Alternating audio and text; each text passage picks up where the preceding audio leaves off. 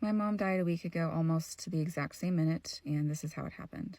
I just got off a night shift, so I'm going to try to keep my thoughts concise. So back in May, my mom went in to have a radical tonsillectomy. So she had what they discovered was a cancer growth in one of her tonsils. They went in to remove it. If you don't know, if you haven't researched, tonsillectomies are extremely dangerous when you're an adult. She had it taken out. She had a major bleed at home. Her carotid artery started bleeding crazy bad. She was then transported to a local hospital. Then she had to be airlifted to a larger hospital. So by the time she got to the larger hospital, she had, stopped bleeding, was sent back home that same night. And then I believe it was the next day or a couple days later, she bled again. Another major bleed. She had gauze pads ready to go. She was pressing them against her mouth. She had to control her own bleeding. Once again, had another helicopter ride to the larger hospital. And then I believe they wanted to send her home again, but they were very nervous about that. So they decided to keep her until she could get a reparative surgery, I guess, to close the artery so that bleed wouldn't happen again. However, on May 23rd, the night before my mom was supposed to go in for the corrective surgery, she had once again another major bleed.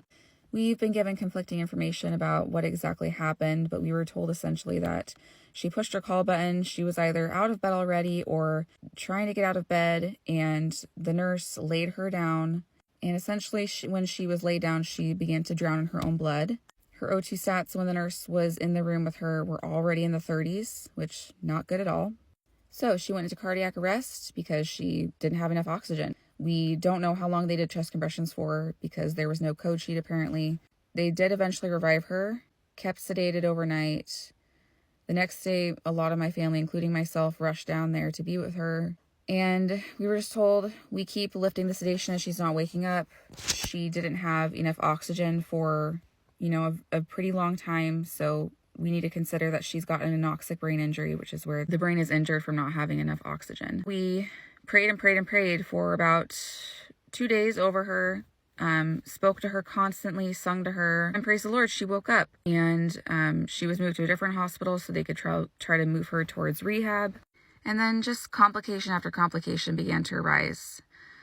It's really hard to look back on all the suffering that she endured, but basically she began to experience pneumonia left and right because the brain injury, she wasn't able to swallow effectively. So her saliva and any type of food and water she was swallowing was, going into her lungs and causing an infection. She had other infections. She had a UTI at one point. She began to get osteoporosis from being so weak and laid up in bed because she couldn't move and do rehab. So she had a back fracture. She had a hip fracture. She also had extremely bad myoclonic jerks, which you can Google that. It's where your body just jerks really bad. So that had to be controlled with medication constantly.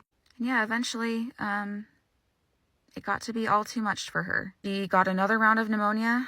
The doctors described it as her body was not compatible with life anymore. Her lungs were basically failing. She was on, I believe, 40 liters of oxygen up until the end when they turned it off and she passed away. So sorry, I know that was all a lot, and that was like the bare bones summarized version of that, but that is what happened to my mom. So if I seem callous about everything that happened to my mom, I'm just feeling numb right now. Trust me, I cry every day. I also have hope that I'm going to see her again in heaven one day. Anyway, thank you for listening to me ramble.